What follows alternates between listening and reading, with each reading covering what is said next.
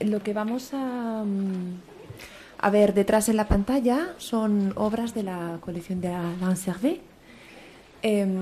Alain es un coleccionista belga y mi propuesta como entrevistado para este seminario se ha debido sobre todo a mi idea, ¿no?, de que Alain representa el nuevo coleccionismo europeo, ¿no? Yo creo que Alain tiene una manera de coleccionar que yo considero moderna, por muchas cosas. Tal vez la más importante es por su preparación. Alain, aparte de ser un apasionado del arte como todos los coleccionistas, Alain sabe muy bien lo que compra, cuándo lo compra y por qué lo compra. No en vano, Alain no posee una colección con muchísimas piezas, sino una colección muy mirada, con obras muy determinadas. Y yo creo que eso hace de Alain un coleccionista contemporáneo. También otra cosa de Alain que me parece que es importante señalar es que él convive con sus piezas. Para él es muy importante convivir con ellas y poder enseñarlas. Pero convivir con ellas no significa que sean obras que le tengan que dar tranquilidad o paz, que me ha parecido un poco en el caso de las obras de la señora Huarte, ¿no?, que eran obras, o a mí por lo menos me han transmitido mucha tranquilidad, mucho sosiego, y las ganas de poder verlas en tu casa tranquilamente. No es el caso de Alain. Alain colecciona obras perturbadoras, como él me ha dicho, ¿no? O sea, a él no le importa, todo lo contrario. A él le gusta estar en un diálogo constante que le perturbe, que le haga pensar, y así hace él con todo el mundo que quiera ver a su colección, porque a Alain le encanta enseñar todas las obras que tiene en casa. Y por eso decía el otro día a Carlos también que me parece muy interesante, es que Alain utiliza el arte como un medio de comunicación. Utiliza las obras que compra y que colecciona como un mensaje. Y a mí esto también me parece que es una idea muy contemporánea a la hora de acumular, ¿no?, de querer hacer una frase y de transmitir. Después de las varias mesas a las que hemos podido asistir, ¿no?, ayer con Marcos y con Fernando y esta mañana también ahora mismo con Rosina y con Sofía. Ayer hablábamos con Alain de todas las dificultades que se encuentran los coleccionistas de arte contemporáneo, ¿no?, que son un poco distintas a las que se puede encontrar un coleccionista de porcelanas, ¿no?, o de arte antigua. Entonces Alain me decía que es más difícil ser coleccionista de arte contemporáneo, ¿no? Y yo rápidamente le dije que no, que era muchísimo más difícil ser coleccionista de arte moderno, ¿no? Le dije, nadie se puede comprar un Rubens, ¿no? Tú te puedes comprar lo que quieras, pero un Rubens no te lo puedes comprar. Y Alain en realidad no se estaba refiriendo al dinero, ¿no?, a la cantidad de dinero que hay que tener para tener un Rubens en tu casa, sino se refería a otra cosa, ¿no? Entonces yo creo que ahora que Alain nos cuente cuáles son un poco las dificultades que se encuentra con un coleccionista como él para poder comprar y para poder coleccionar. Alain. Okay. I'm sorry not to speak Spanish, so I hope that English is fine or it can be French. Ay, disculpa un momento. Hay pinganillo fuera, para quien quiera con toda la tranquilidad del mundo ir a Alain en español.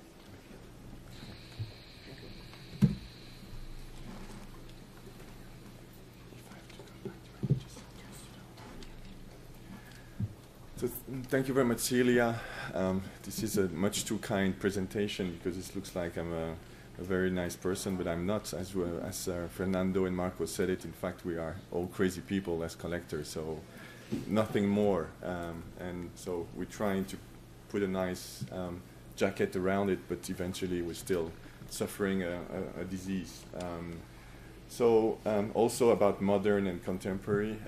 I mean, we're living in a different world. It doesn't mean when Celia was saying modern collector, it doesn't mean that the old collector are just obsolete. It's just that we're living in another world. We were talking about it yesterday. The art world is totally different. I mean, when in the past Marco and Fernando had a few gallerists around them, they could go just to Basel once a year. I mean, today you cannot do that. The offer and the pressure is so much that we're living in a different world, so we have to behave differently. So that's the only difference, and information is very, very, very important. So what I wanted to do, it's difficult because it's already past 1 o'clock, so, and I'm speaking English, and you're all tired. So what I wanted to do is, as also we talked a lot about research, I wanted to make a little bit of a presentation, which is a kind of a summary, because I agree a lot with what has been said before about all the presentation, which means that we are all on the same wavelength, and certainly all the real collectors, we're definitely sharing the same idea. So I just wanted to put some elements of my perception of it, and I'm hoping that you're going to find some track.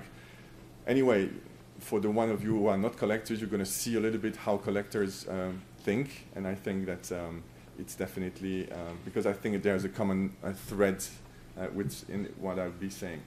One of the first things which is very important for me, but as a human, is something I discovered when I was at school, and I said, wow, this sentence is incredible. And Socrates said it more than 2,000 years ago, so there's only one thing I know, is that I don't know. And this is a very key sentence when you're approaching art. Because we talked a lot, and Miguel and his team made a fantastic job about introducing, but you know, nobody talked about what is art eventually. So I should not have shown this before I come back to this one, but you've seen it already, so it's too late. But you know, the first question is ask you, what is art? Because we're talking about art all day long, and everybody's supposing to know what it is, and art is important for society, as has been said before, and I totally agree with that. But why? Why is it important? And what is art? Because there are different kind of arts. You know, there are arts. There's the art market. There is art. So I won't talk about the art market. I could talk for 5 hours about it because so exciting it is. So in the sense of completely crazy and totally representative of what's going on in our society right now. But I will not talk about it. I will talk about what I call the true art. I consider true art. So I just wanted maybe to let you 5 seconds think about what is art. And you know, in my opinion, and again, I'm only a thief, and you know, collectors are thieves, in fact, because they're stealing other people's ideas. So I stole this one from Mera Rubel at this time, and for me, it's a good summary. You know, art is a language which opens your heart to the other. This is for me very central. You need, you know, and this is also the social, we talk, Mrs. Barroso spoke about, we're not about just collecting for ourselves, we just want to, I think art has got a very important position in society today. We talked about our current society. I mean, one of the biggest diseases of our society today is definitely that we're not listening to the other anymore. We just think we know, and we think that we know what is good, and all the others, it's just bad. So it's very, very important to recenter that. And art, for me, has a position to do it because, you know, I'll be honest as well, even if I got a journalist here in front of me, the media don't have the power to do it anymore because, you know, media are so weak right now that they're just thinking about writing an article which will bring advertising, but they will not be able to try to question the system so much. So I think art has got a very important position to say from that point of view. So the consequence of this is that art needs to disturb me. This is why, I mean, we saw some images about the collection. Some of you were, and it happens quite often that people come home and they say, yes, we like your collection, it's very interesting, but we could never live with it. And that's very funny, but it's true. Because I like to be disturbed. I like to be surprised. I like to be questioned. This is what art is about for me. And if it doesn't do it, I don't go for it.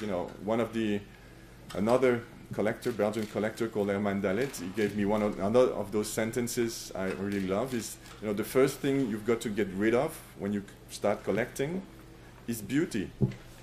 Then, this is kind of a shocking sentence, but it means beauty as the acquired tastes, I take that silly example, but during the time of the Impressionists at the end of the 19th century, Impressionism was considered very ugly. And today it is considered very pretty. So, the change is that, it has been acquired. And I can tell you that the arts that will be remembered from today will not be pretty in the sense of the Impressionists. So when I see a painting on a fair, which is, remembering me like an Impressionist, or maybe not anymore, but to a Warhol or something, I say, it's no point, no use. I mean, it makes people comfortable. It makes the wealthy collector comfortable because it doesn't feel threatened. But at the end of it, it doesn't help him and doesn't help anybody. So art needs to disturb me. So Celia is very interested by the psychological aspect of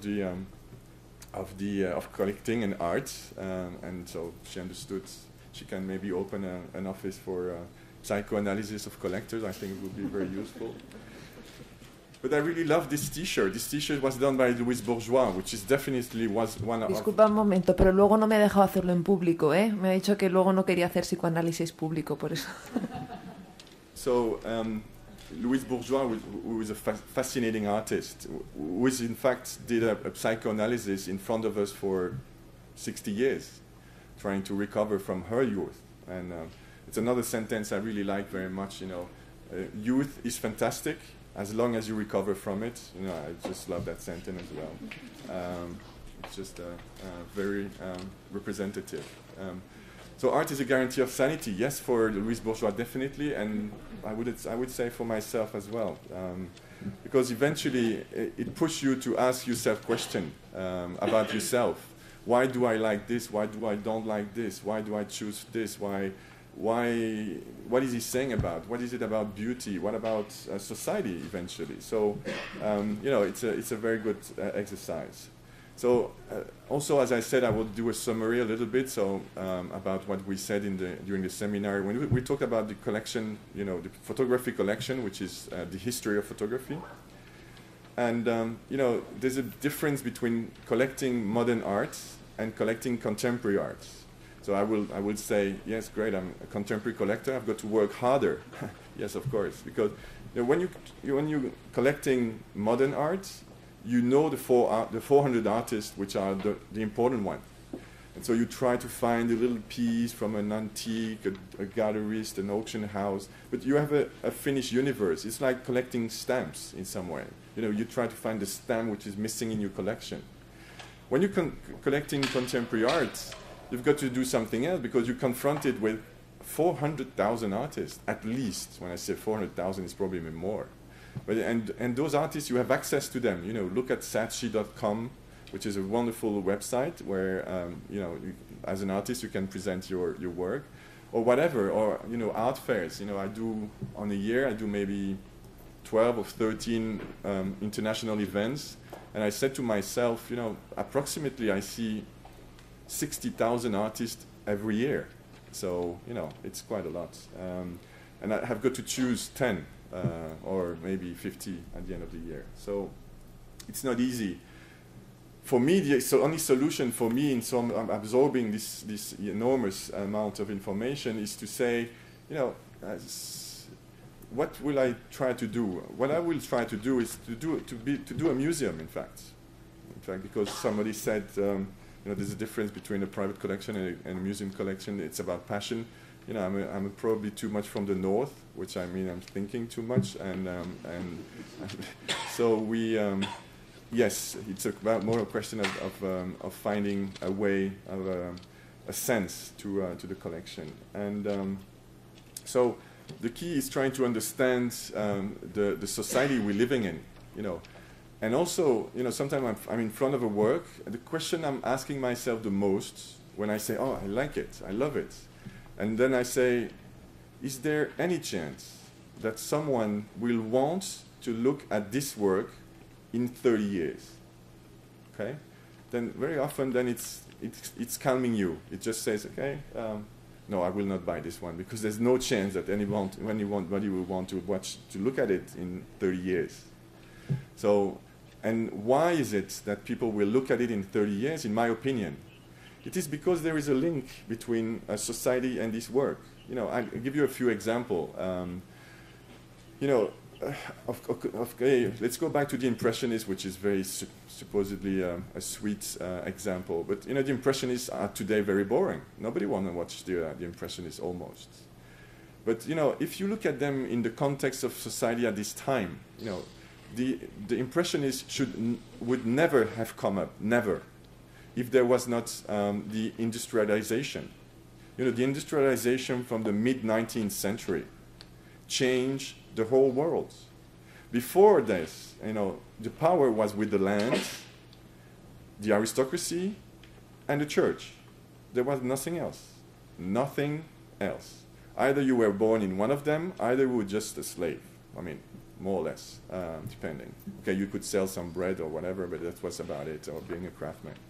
You know, industrialization changed everything. Things started to go fast, and all the old establishment was suddenly shaken.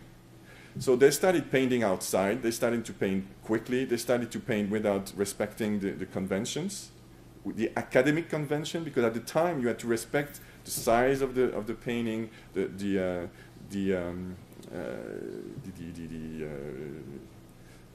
perspective. So you had to respect the kind of rule, you know, the golden rules, the platinum rules, the bronze rules, and the Spanish rules, and the whatever rules, and, you know, and then suddenly everything changed. And so the Impressionists arrived.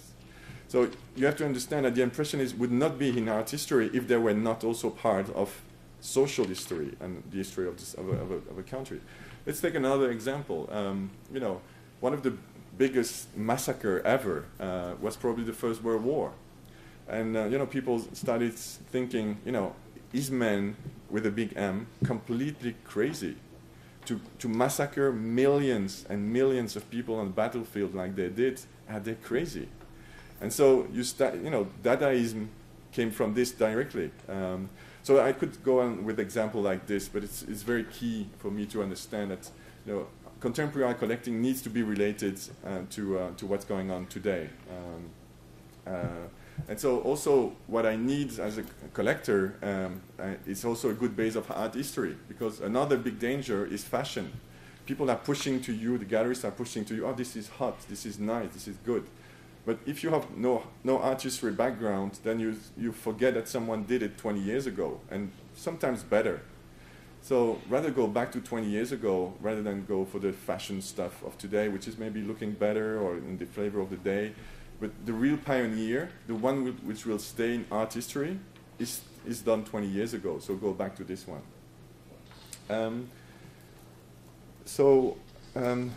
One of the first things, we talked a lot about private collectors, and it's very true. You know, when you start collecting, one of the first things I was careful of is not to collect myself. What does it mean?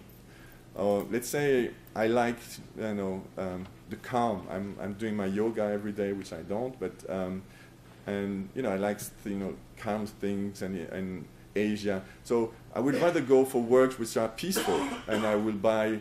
I know collectors who are just buying black and white works. I say, what the hell is this black and white?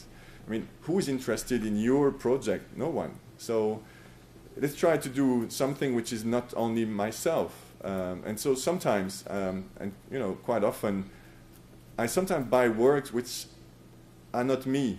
It's not naturally me, but I will go for them because I think that in the group of works together, then they make sense because they're representative of the diversity. And you know, there's a little bit of this, there's a little bit of that in your personality. So, and you know, at the end of the day, it's also a cheap self-therapy, because then you're starting to realize, you know, why is it that I like so much violence? Why is it that I like so much minorities? Why is it that I like, you know, there are things which are common in my collection. Why is it that it is like this? So, you know, it's. We talked also about, someone asked a question yesterday about, are you going for a piece that you like? Personally, mostly, I buy an artist. That means that I see the whole work of an artist, and I'm always looking at the whole production of an artist, and I say, okay, this guy is important. I really like what he's trying to do, what he's trying to say, and the way he's expressing it. So, and then I go into books, and Fernando mentioned about books and going through books and everything, but he's gone already. Where is he? So and then you've tried to find a work which is representative. I'll take an example rather than to speak generally. Gilbert and George. I saw the retrospective at Gilbert and George at Musée d'Art Moderne in Paris about 8 or 9 years ago, or maybe 10 years ago. And I said, wow, if ever I could get Gilbert and George, I would be so happy, because they are very important artists. You know, some people say they are too much, some people say they are too gays, some people say whatever, but they are whatever, they are important. So I looked, I read what they had to say, I read a lot of interviews, a lot of comments, and I realized that, you know, an important Gilbert and George piece needed to have a few characteristics. One of them is they have to be on the image. Second thing is that it needs to be frightening, because they love to frighten, kind of disturb and frighten. And a third is, you know, if they can be naked, it's even better. Because, and, you know, it's not that they're very pretty face or pretty whatever, but anyway. So I said, when I saw this piece, I said, okay, this is my piece. I have to have it. And so I went for it. And I got it. But also sometimes, because, you know, I'm saying here rules, but I'm coming back to my first rule, which is there's only one thing I know is I don't know. So, okay, it happens sometimes, but sometimes a work is just finding me. And it's terrible, because, you know, sometimes journalists are following me on an art fair, and the worst question they're asking me on the first day of the fair, they ask me, how many will you spend on the art fair? I say, you know, if I can spend nothing, I'm so happy. Because, you know, someone said about, you know, I think Marcos or Fernando said, you know, what commitment it is, and it's true. You know, I had a friend collector in Paris, Silvio Prostein. He's got a little painting in his office that he's showing to his family sometimes, and it's showing, don't go on holiday, buy art. And, you know, it's... the collector is sometimes terrible to live with, because he's only thinking about one thing. Where will I find the money to buy the piece I love? So sometimes, you know, it's like in the street, you've got a flash and you fall in love. And that's, for example, some works. I saw this work in Miami in a side fair. I think it was something like Scope or Nada. Doesn't matter, not really important. And I was with some friends, a Mexican friend and a French friend. And I looked at this and I said, wow, it's fantastic. And they looked at me and they said, wow, you're crazy. And they said, you know, it's ugly, it's terrible, it's just horrible. How can you do that? How can you be interested in this? And I said, you know, it took me 5 seconds to understand what the artist wanted to say. I never met the artist. I met her afterwards, and we're very close friends now. So it's very funny. But, you know, she was saying something I felt, because, you know, I love the family, maternity, and women as well. So in the sense that trying to understand them. And, you know, the image of society is always to say, oh, what is wonderful it is to be maternity, to be a mother. And it's great, it's the aim of everyone, and it's just so great, it's perfect. But for a woman, some women, definitely today, are just questioning that. They're saying, you know, what a pain. I mean, I've got a career. I would like to go on with my career. What will I do with that thing, which is kind of inside me, growing and eating me and making me tired, making me ugly, making me whatever. And you know, when it's born, then it hurts because it's fantastic to breastfeed, but it's very painful. So you know, and you know, and my sex is just burning and full of stitches and everything. It's horrible. And you know, she loves her boy, but eventually, this is what she was expressing. I mean, she was saying, you know, what's this? And I totally understood what she meant by it at the first seconds. And when you see the work this way, then you understand better, maybe. And you know, my friends, they love this piece now, and you know, this piece was in an exhibition recently in Brussels in a private foundation, and the one borrowing them to me, they said, it's terrible. And you know what? At the end of the day, it was the favorite piece of everyone. So, you know, you have to dare going for it and go for it. So another one which provoked some screams, a lot of screams. Oh, where is it? It's gone. Where is it? Not too bad. It's another green one, but we'll come back to the. Or maybe I'll try to find it. It's not Microsoft. It's here.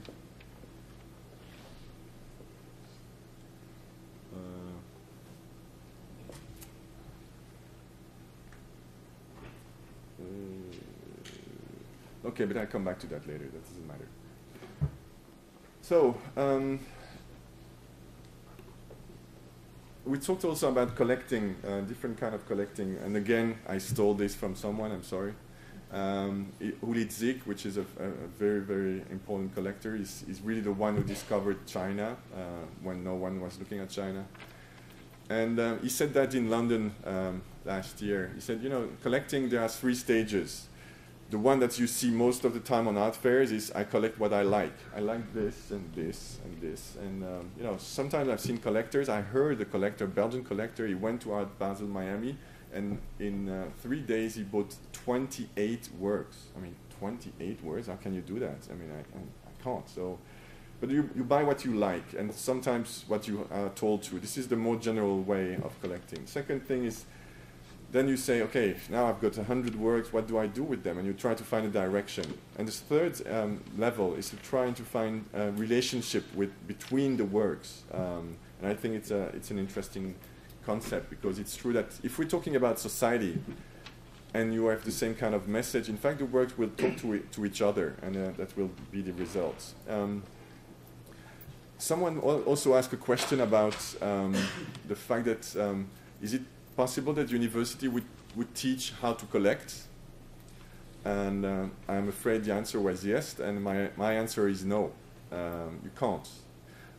Because, you know, collecting is we talked about it, disease, about everything. We saw quite a few collectors on this stand in the last few days. Most of them said they're crazy, and that's a good thing that they're aware of it. But it's very true, and in my opinion, if I had to do a description of what art is of today, you know, it's the same thing. When Monet was creating, at the time, nobody was listening to him. Nobody was looking at him. It could be the same as Picasso, which when he was supported by the Stein family in the 1905 in Paris. I mean, the guy was starving to death. He could not eat. He would have done anything to get some heat in the house and some food on the plates. And so, fortunately, but he was a genius. Now everybody say, oh, he's a genius. But why is it that all those people at the time say, this guy is junk? And it's the same. You know, in my opinion, a really, really good artist, first of all, is a kind of a broken machine, who's kind of feeling things that the general people, the normal people, don't understand about the society of today. And again, we come back to the idea of what art needs to be. You need to have people telling you, you know, look at what's going on. Don't you see what's going on? And then the normal people say, no, I don't see anything wrong with it. I'm just going, you know, every Saturday I'm going to the shopping mall and I'm buying my clothes to put in my closet that I don't have room anymore to put in. But anyway, that's a good way of spending my Saturday afternoon, and so on and so on and so on. So, you know, then someone says to you, you know, is there something wrong? Same could be with religion, even if maybe religion is not the subject to touch here, but it's an important subject as well, a very important one. So the artist is just emitting things to the outside world about what he feels. But the normal people who are living very comfortably, they don't understand. What the hell is this guy talking about? And there's, at the other hand, there is the broken collector, because he's broken as well. And he's kind of understanding what the artist is saying. And he's able to support him when time is too hard, until he's discovered and a star. And then, unfortunately, the collector normally cannot buy them anymore. So maybe he's selling. So also, we said it earlier. I think it's Mrs. Barroso said it earlier. As a collector, I'm not the owner of the work. This is why I feel a responsibility to talk about it and to show it, and also to open the collection to whoever wants to see it, because it's not mine, it's yours as well. So you have the right to see it when I'm available. It's better, but you have to ask permission in some way. But also I take the charge and the duty of preserving those works, and sometimes it's hard works, because sometimes the artists today, they create works from a rope or plastic things, and then 2 years later there's nothing anymore. So how do you conserve that thing? So you have to take responsibility for that. But also a kind of a warning as a conclusion before going back to the pictures and some questions. Once you open that thing about looking at the other, you're opening a Pandora box, because you're questioning your own certainties. And if you do that, there's no way back. Because sometimes I say that to collector. I see a couple, the wife is getting very heavily into collecting and art and stuff, and the guy is still the very strict banker in his gray suit. And I say to them, watch out, because if your wife is going in that thing and you're not going with her, 2 years from now, you're gone. So, because she's going to change a lot, and there's no way back. The same with, university. Here I hear a lot talking about research and questioning, and yeah, okay, fine. But if you start questioning everything, you have to be able to show everything and to discuss everything. And again, it can be anything. It will be sex, it will be politics, it will be religion, it will be war, it will be violence, it will be love, and so on. So, watch out what you're wishing for, because sometimes if you go to that total length, then you're going to sit in trouble after a few years, because maybe you get to conclusions you don't want to really see from the beginning. So that's about it for today, and we'll go back to the images and the. You want to put back the images, and we'll come back to do questions.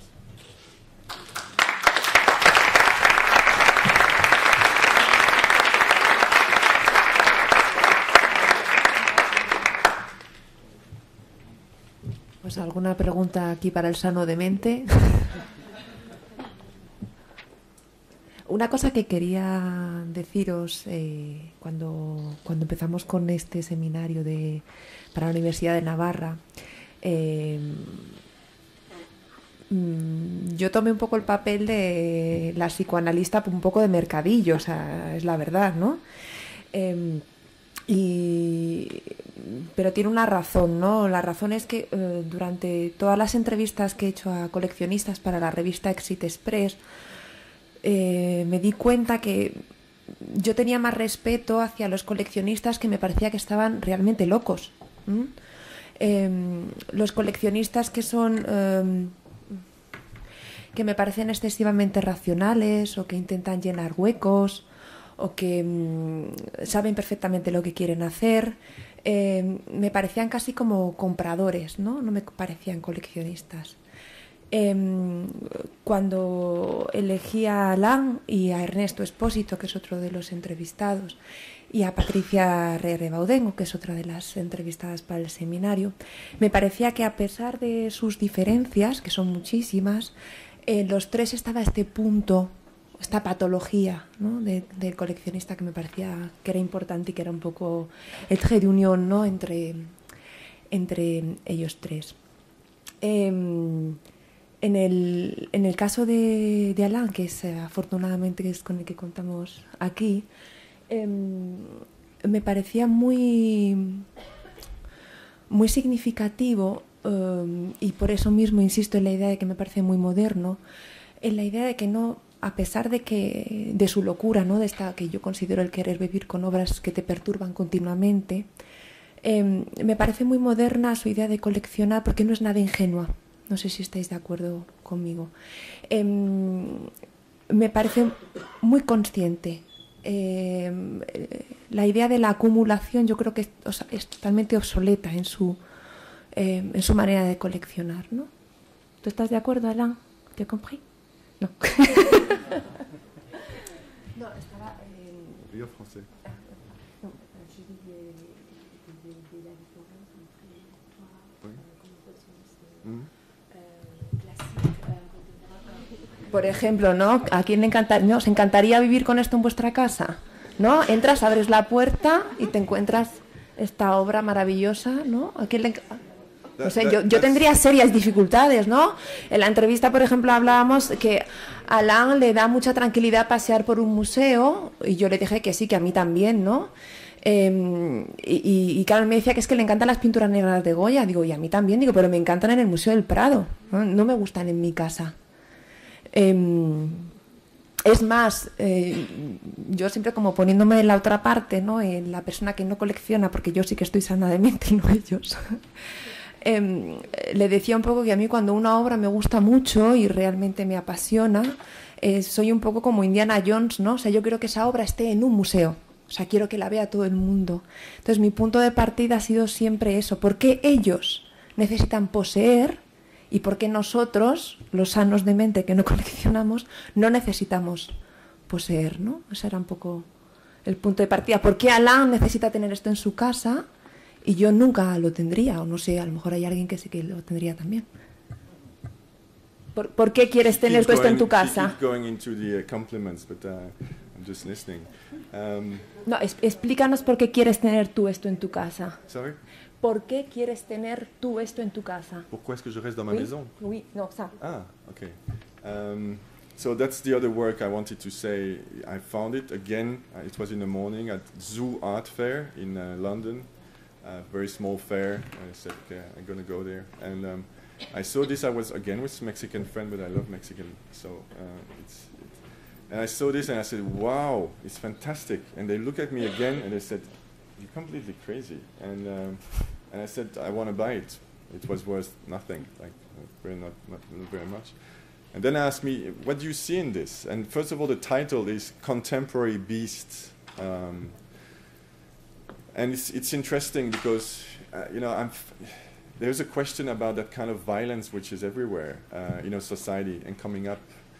And also, when I was in the subway once in Berlin, I was in front of punks. And it was funny because they didn't care a second about anything, any rules, any conventions. They were looking at me, they could push me, they could go to jail, they were not afraid of cops, they were not afraid of me, they were not afraid of what people were thinking, they were not afraid of anything. And in fact, this is much worse. I mean, punks are kind of baby girls in comparison with those MS-18 gang members from the West Coast and San Salvador. You know them. I mean, they're showing that they're dangerous. I think they are. And in fact, they're not afraid of dying.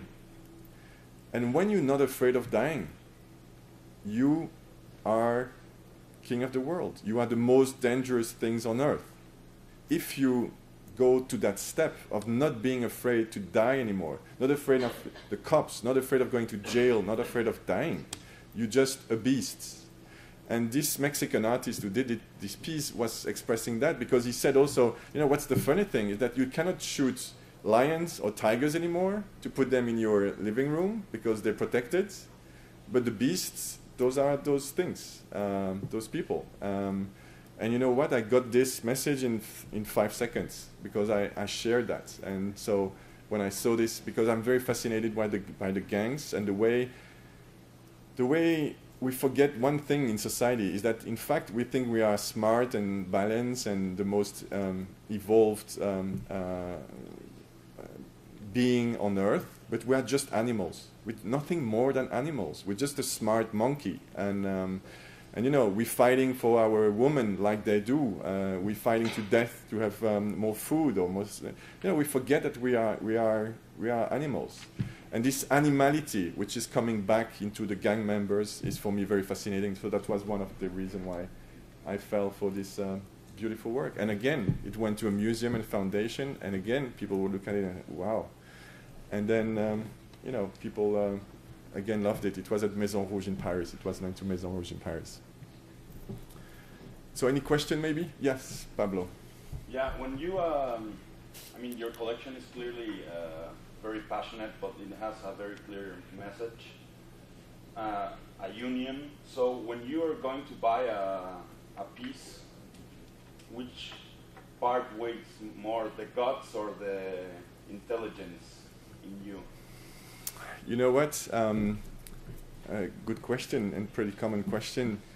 It depends on my mood. You know, I'm just a human being. That means that sometimes I'm in a good mood, sometimes I'm in a bad mood. And some people who knows me very, very well know that even if I'm in a bad mood, I'm going to go for dark works. And if I'm very happy and, you know, my girlfriend is back, so I'll be buying birds and pink things. So, you know, I'm just a human being. So, yes, it will depend. And sometimes you go... And I want to keep it that way. I don't want to be... I want to be a museum, but it's a museum about human beings, in fact. So, you know, I keep it open. Any other questions? Yesterday you were talking about the museum nowadays as like meeting place. It's like that. You were talking yesterday. What would be your advice for us as a museum coming out from a university?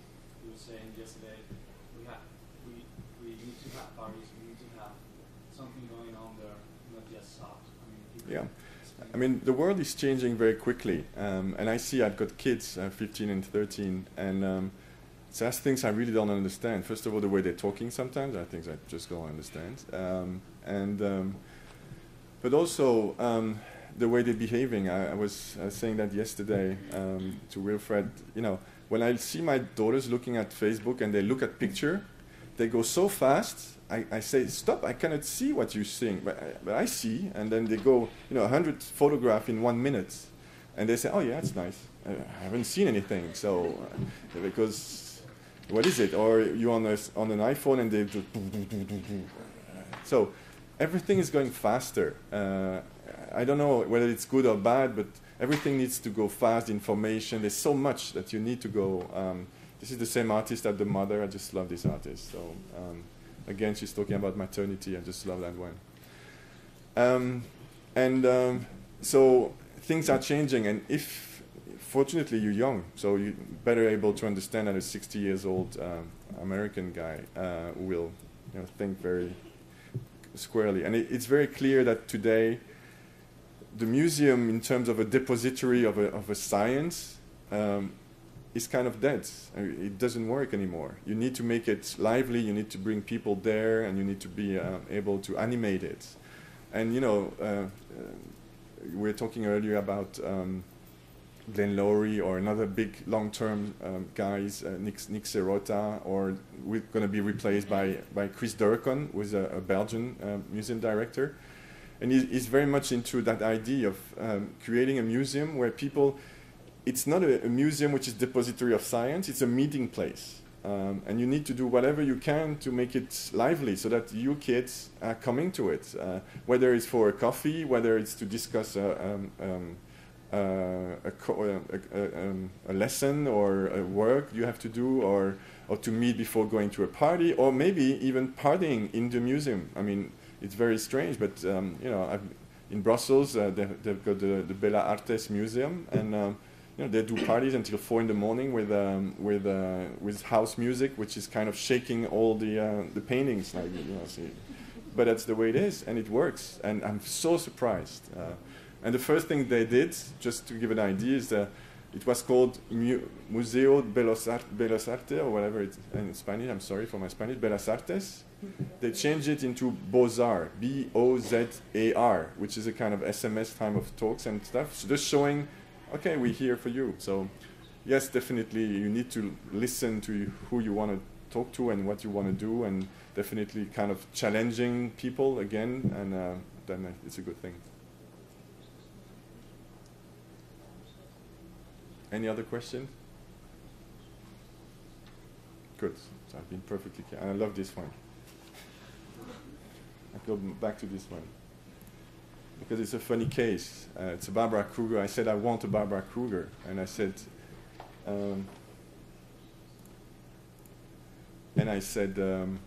yeah, where are you going to find it? And I saw it in Sotheby's in New York, auction house. I said, wow, it's 3 meters by 3 meters, so it's very, very big. And then I said, but it will be so expensive. And in fact, it was not. And then somebody asked after the sale, because I could not believe I got it for that price. And I asked for it, and they say, you know what? In the States, works about religion or black men, they don't sell well. So I said, I'm fine. I'm European. I'm more from the north. So I can live with that. And this is one of my favorite pieces in the collection. And because it's summarizing everything I said. I mean, if you're forgetting that, human beings are very wicked as well, very bad, you don't get it, I think. So keep going. Thank you very much.